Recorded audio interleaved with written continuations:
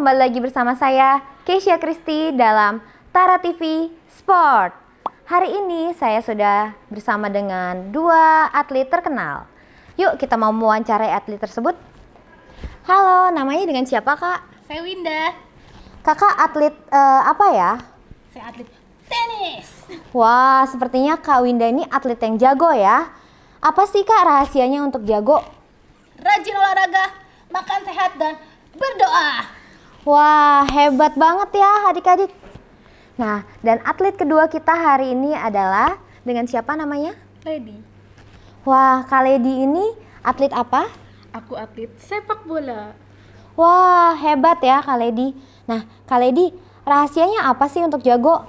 Selalu berlatih keras dan memuji Tuhan. Wah, adik-adik, yuk mari kita mau sama-sama memuji Tuhan juga. Kita mau berjalan bersama Tuhan Yesus. Yuk adik-adik. Jalan serta Yesus, jalan sertanya setiap hari. Jalan serta Yesus, serta Yesus selamanya. Jalan dalam suka, jalan dalam duka, jalan sertanya setiap hari. Jalan serta Yesus, serta Yesus selamanya. Jalan serta Yesus, jalan sertanya setiap hari. Jalan serta Yesus, serta Yesus selamanya. Jalan dalam duka, jalan dalam suka, jalan sertanya setiap hari. Jalan serta Yesus, serta Yesus selamanya. Serta Yesus, serta Yesus selamanya. Serta Yesus selamanya. Mari adik-adik, kita mau siapkan hati kita yang terbaik untuk datang kepada Tuhan Yesus. Lipat tangannya, tutup matanya, tundukkan kepalanya. Kita mau katakan, kita mau datang sama Tuhan Yesus.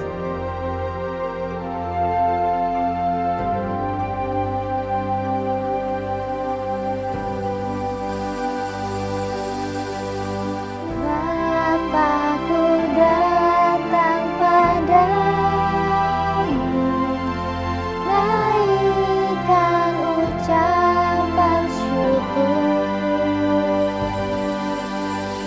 atas kasih anugerah-Mu yang indah setiap hari. Katakan pagi hari, siang hari, sore dan malam hari. Tak hentinya mengucap syukur atas kebaikan-Mu. Lebih sungguh-sungguh lagi katakan, Bapakku datang padamu, naikkan ucapan syukur atas kasih-Nya Tuhan, atas kasih anugerah-Mu yang indah setiap hari. Pagi hari,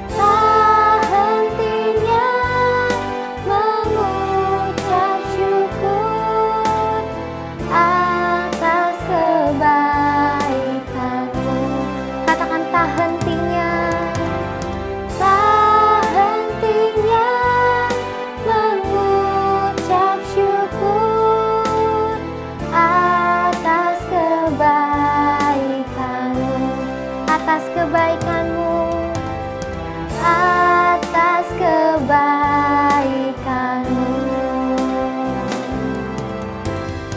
atas kebaikan-Mu.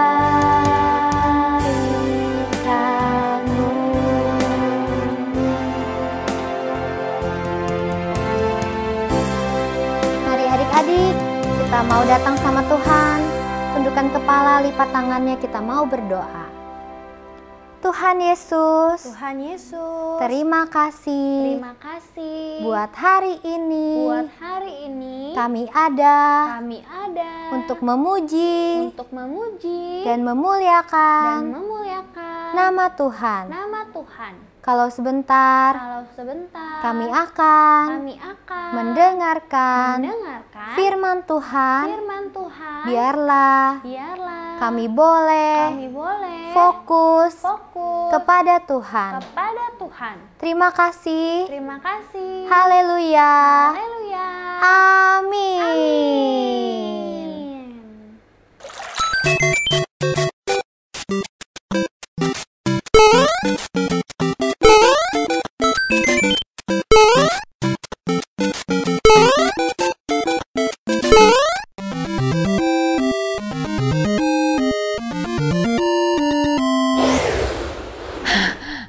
Aduh, capek juga ya lari-lari ya.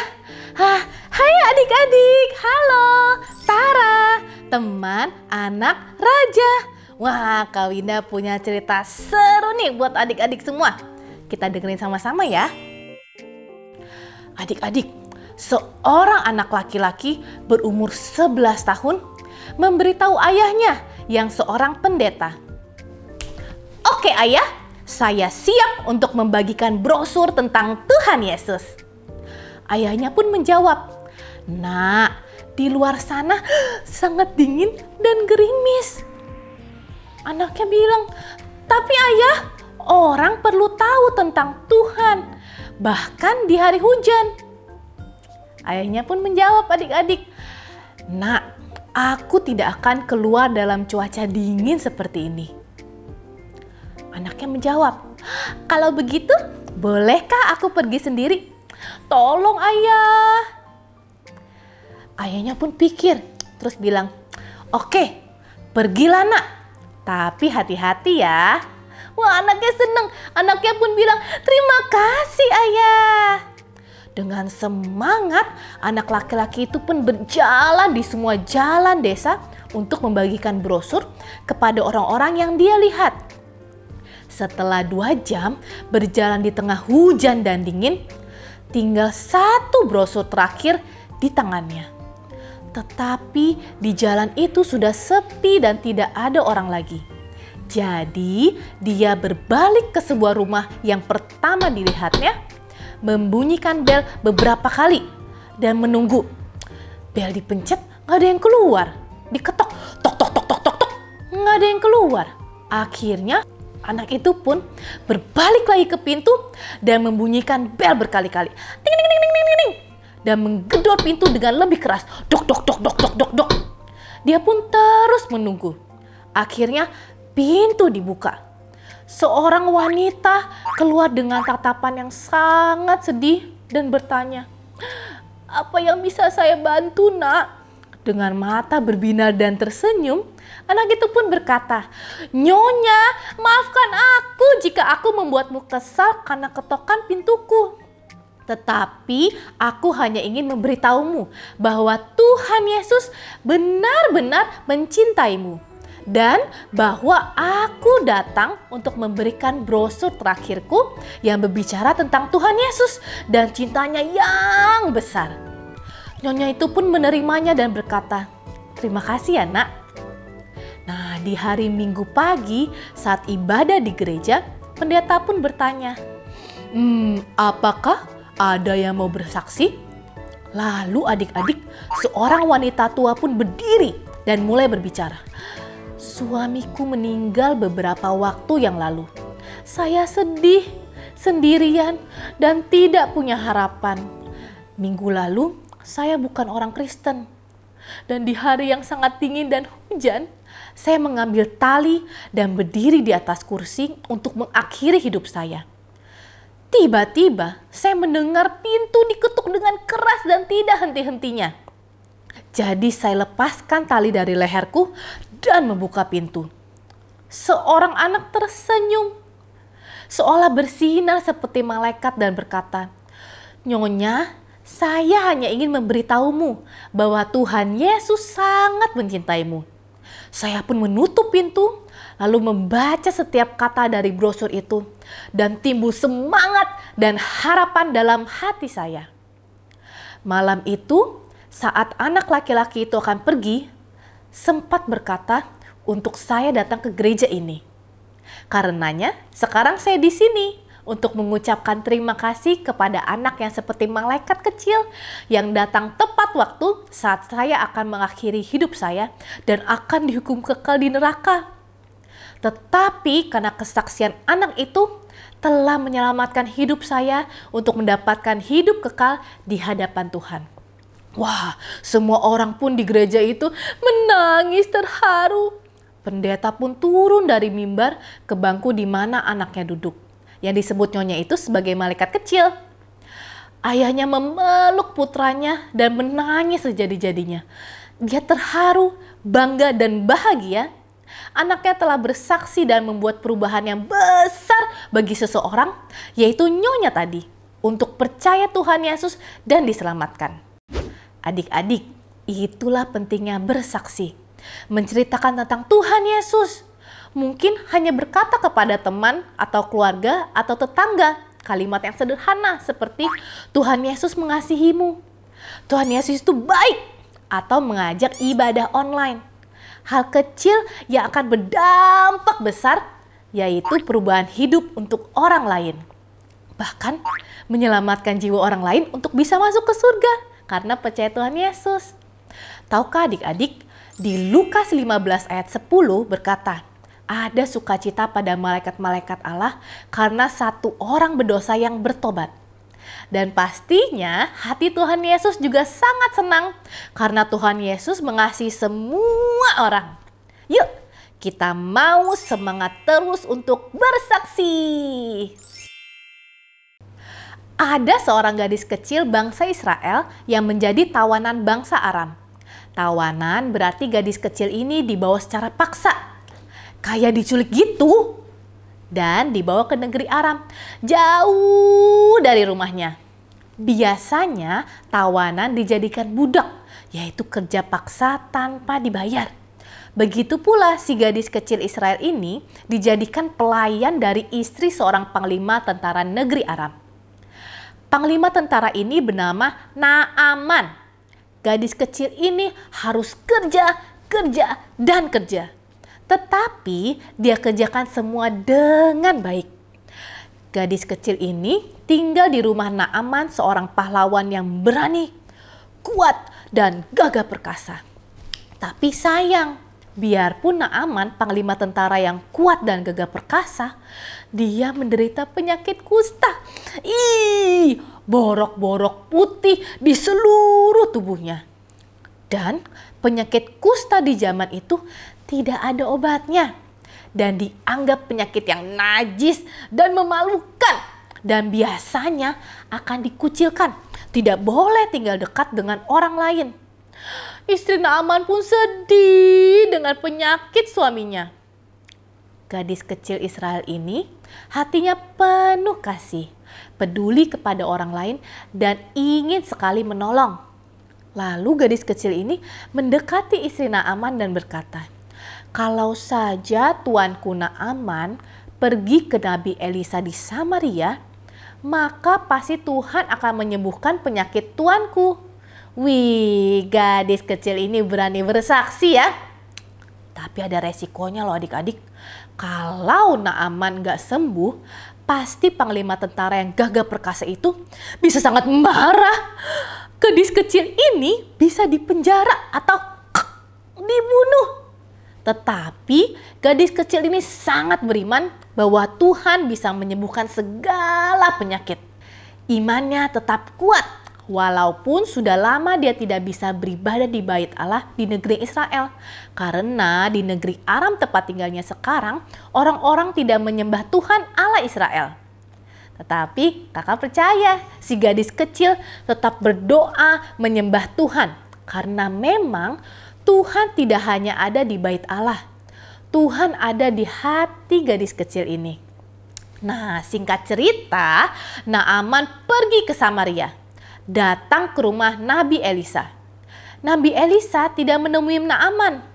Nabi Elisa hanya pesan ke pembantunya untuk menyuruh Naaman mandi di sungai Yordan sebanyak 7 kali.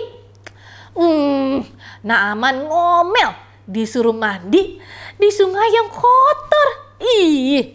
Tetapi karena dibujuk oleh pegawai-pegawai yang mengantarnya, Naaman mandi 7 kali. Dan di kali yang ke-7 tiba-tiba kustanya sembuh. Kulitnya bersih seperti kulit bayi. Wah, luar biasa ya, mujizat Tuhan terjadi. Naaman pun berkata, sekarang aku tahu bahwa di seluruh bumi ini tidak ada Allah kecuali di Israel. Wah, luar biasa ya adik-adik. Naaman jadi percaya kepada Tuhannya Allah Israel.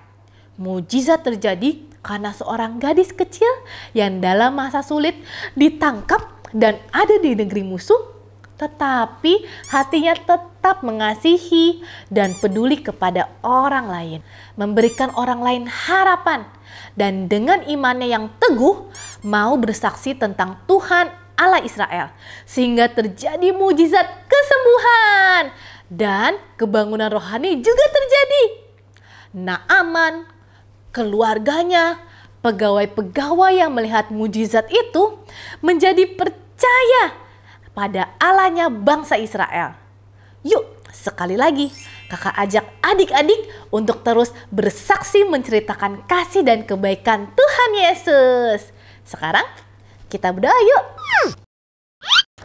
Tuhan Yesus, beri saya hati, yang mengasihi, orang lain. Roh Kudus tolong, supaya saya berani bersaksi, sehingga orang lain merasakan kasih dan diselamatkan dari Tuhan. Terima kasih Tuhan. Haleluya. Amin. Mari membuat aktivitas. Adik-adik, hari ini kita mau buat salib dari kertas origami. Yuk kita lihat yuk caranya. Untuk membuat aktivitas ini, adik-adik butuh 1 kertas origami persegi dan lalu 1 gunting. Cara membuatnya, pertama, kertas origaminya adik-adik lipat 2 dahulu.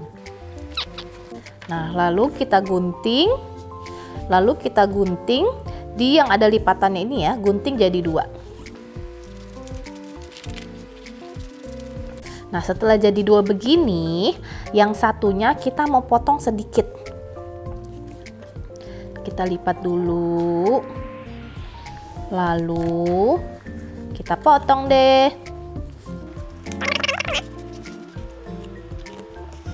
Lalu kita jadi punya 1 kertas yang panjang dan 1 yang lebih pendek. Nah, kita kerjakan lebih pendek dulu ya. Kertas ini kita bagi 2 lagi, lipat jadi 2. Terus kita lipat 2 lagi deh. Lalu kita lipat 2 lagi ya. Nah, setelah lipat seperti ini, ditekan-tekan biar dia kencang. Kemudian di ujungnya ini kita lipat sedikit seperti ini, serudut. Nah, kalau yang di atas yang sudut sini sebelah kanan, yang di bawahnya kita sebelah kanan juga ya. Seperti ini. Lalu kita lipat ke dalam. Dadah. Jadi seperti ini ya. Kalau sudah, kita singkirkan dahulu. Sekarang yang besar juga sama adik-adik ya, seperti yang kecil tadi.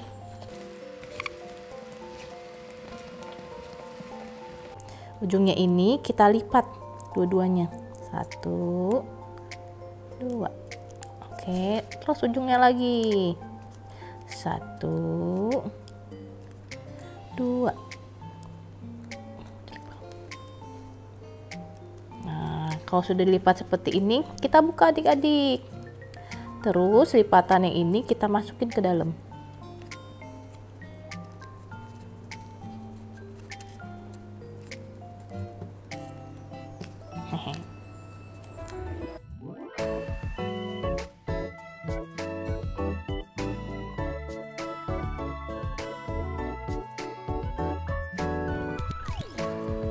Nah, seperti ini adik-adik ya, jadi lipatannya masuk ke dalam semua. Tuh ya. Nah sekarang kita punya dua nih, satu panjang, satu pendek. Nah yang pendeknya ini kita mau lipat dua. Wow. Nah seperti ini, sudah dilipat dulu, kita lipat dua lagi. Seperti ini adik-adik. Nah jadi, belum ya, seperti ini. Lalu kita ambil yang panjang tadi, kita masukin seperti ini adik-adik.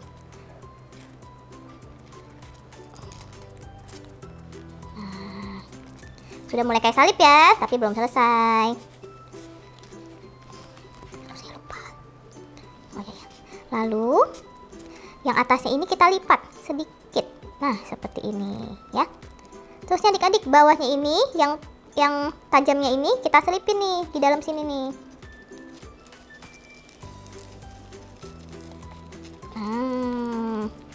Kemudian bagian yang bawah juga sama. Yang bawah bikin agak panjang.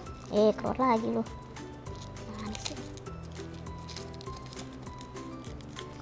Nah, jadi seperti ini. Lalu yang bawah bikin agak panjang ya adik-adik lipatnya ya. Seperti ini. Nah, terus diselipin juga deh adik-adik. Jadi deh, salib dari origami. Sekian ibadah online hari ini. Adik-adik di rumah, jangan lupa untuk baca renungannya dan berdoa setiap hari. Jangan lupa juga kita harus berani untuk bersaksi. Sampai jumpa. Tara!